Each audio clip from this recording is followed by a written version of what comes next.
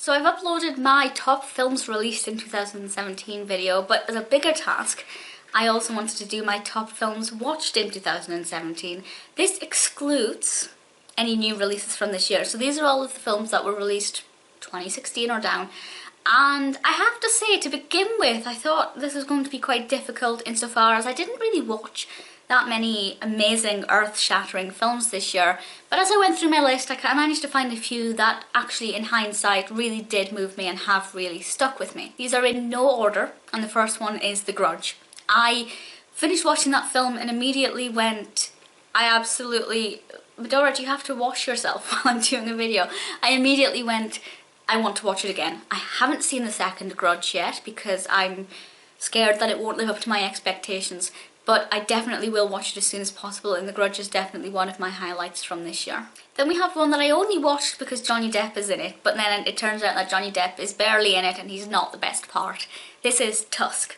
If you haven't seen it, without spoiling it, it's kind of, you need the stomach of a human centipede, I think. It's kind of gruesome, a great character study, very disturbing, and will make you want to cry from shock. It's very harsh, but it's brilliant.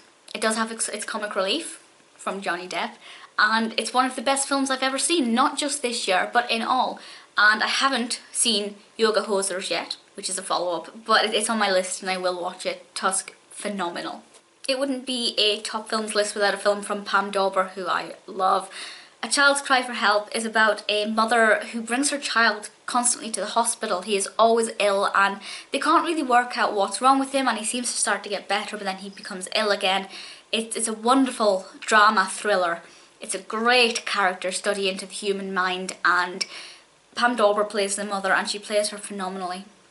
Penultimately, we have one that I did rave about quite a lot, and that's Dead Silence.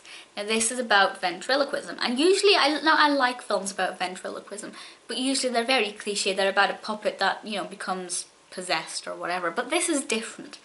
It's kind of got a paranormal aspect to it, but for me it's mostly the thriller, the development of the story, the shocking twists and turns throughout it. So if you like ventriloquism, you're going to like this. If you don't like ventriloquism, you still may like this because it's not really the same as any other film that I've seen before. And for me, the twist. I can't say what the twist is, but it was perfect. And lastly, very late to the party, especially being madly in love with Sandra Bullock, but I finally watched Gravity.